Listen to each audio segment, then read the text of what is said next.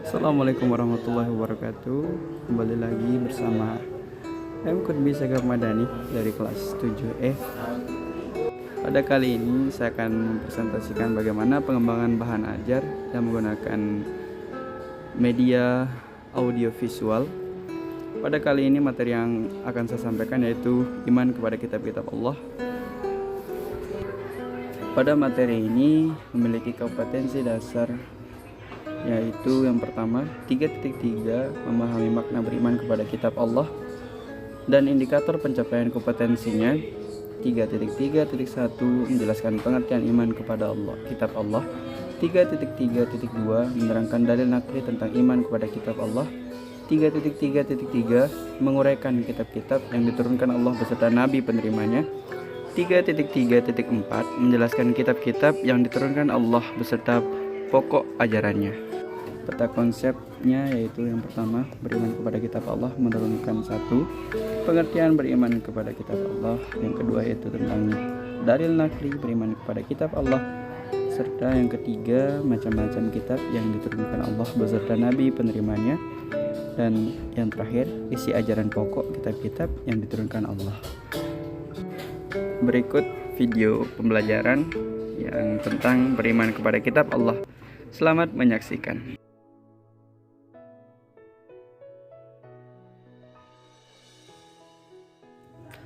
Iman kepada kitab Allah Subhanahu wa Ta'ala berarti percaya dan yakin dengan sepenuh hati bahwa Allah Subhanahu wa Ta'ala telah menurunkan kitab-kitabnya kepada para rasulnya.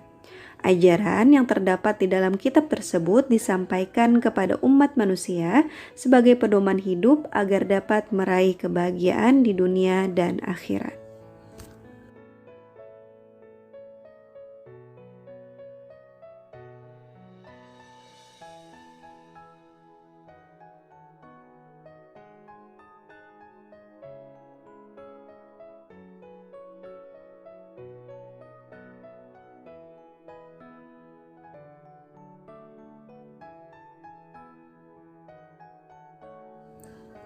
Ada 4 kitab yang diturunkan oleh Allah Subhanahu wa Ta'ala ke dunia ini, yaitu kitab Taurat, kitab Zabur, kitab Injil, dan kitab Al-Quran.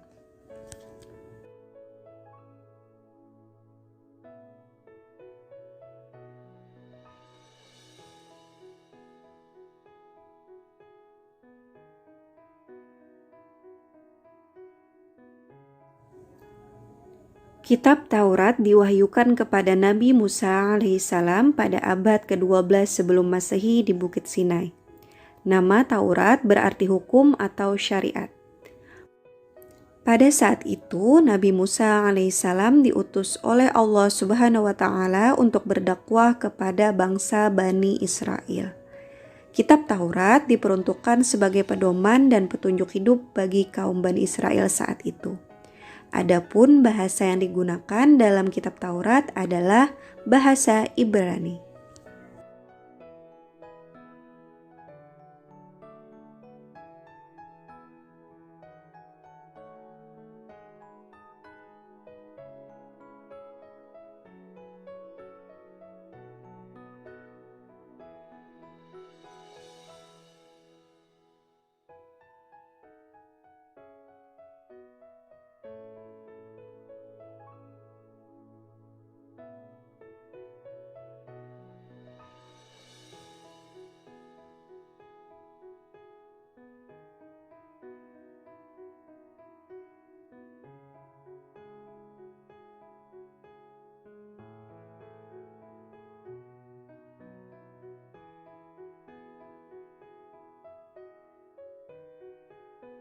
Kitab Zabur diturunkan Allah Subhanahu wa Ta'ala kepada Nabi Daud alaihissalam untuk bangsa Bani Israel atau umat Yahudi.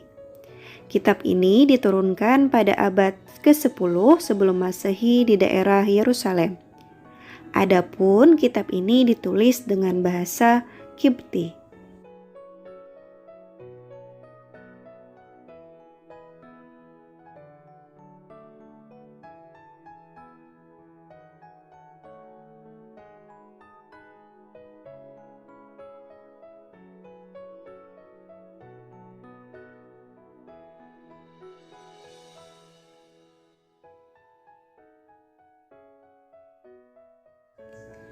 Kitab Injil diturunkan kepada Nabi Isa alaihissalam pada permulaan abad ke-1 Masehi. Kitab ini diwahyukan di daerah Yerusalem. Kitab ini ditulis pada awalnya dengan menggunakan bahasa Suryani. Kitab ini menjadi pedoman bagi kaum Nabi Isa alaihissalam, yakni kaum Nasrani.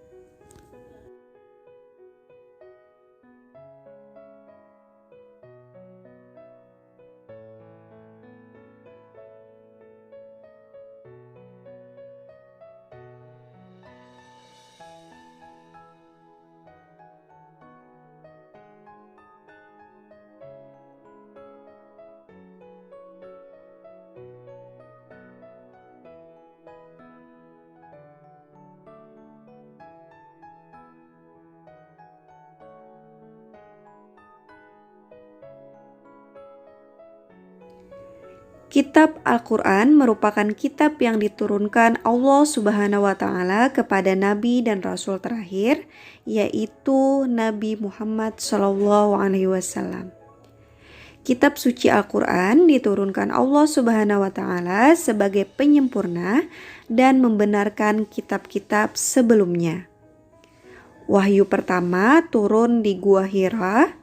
Setelah wahyu pertama yang diturunkan di Gua Hira tersebut, turunlah wahyu-wahyu berikutnya sampai seluruhnya diturunkan oleh Allah Subhanahu wa Ta'ala.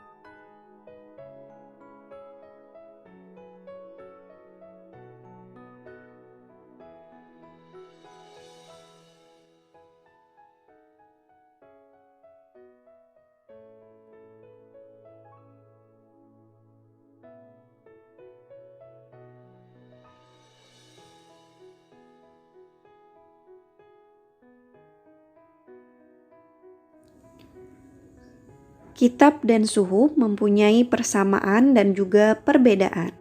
Persamaannya adalah keduanya sama-sama firman Allah Subhanahu wa Ta'ala yang diturunkan kepada para rasulnya.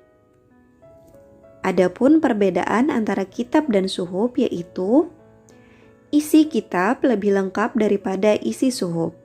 Bentuk dari kitab sudah dibukukan sedangkan suhuf masih berbentuk lembaran-lembaran yang terpisah. Kitab biasanya berlaku lebih lama daripada suhuf. Iya, setelah disaksikan tadi video tentang iman kepada kitab Allah, kita beranjak kepada evaluasi pembelajaran. Yang pertama, jelaskan pengertian beriman kepada kitab Allah. Kedua, jelaskan perbedaan ajaran pokok dalam setiap kitab yang diturunkan Allah. Yang ketiga, mengapa Al-Quran disebut sebagai penyempurna kitab-kitab sebelumnya? Apakah Allah menurunkan kitab sebelum Al-Quran dengan ketidakjelasan? Yang keempat, mengapa kita beriman kepada kitab Allah? Lalu apa yang akan terjadi jika kita tidak mengimaninya? Yang kelima, jelaskan tujuan diturunkan kitab-kitab oleh Allah Subhanahu wa Ta'ala. Jadi beberapa soal yang di atas bisa kita jadikan evaluasi di penutup pembelajaran. Mungkin sekian video yang bisa saya sampaikan, kurang lebihnya saya mohon maaf. Saya undur diri, Muhammad Qutbi Sekap Madani. Assalamualaikum warahmatullahi wabarakatuh.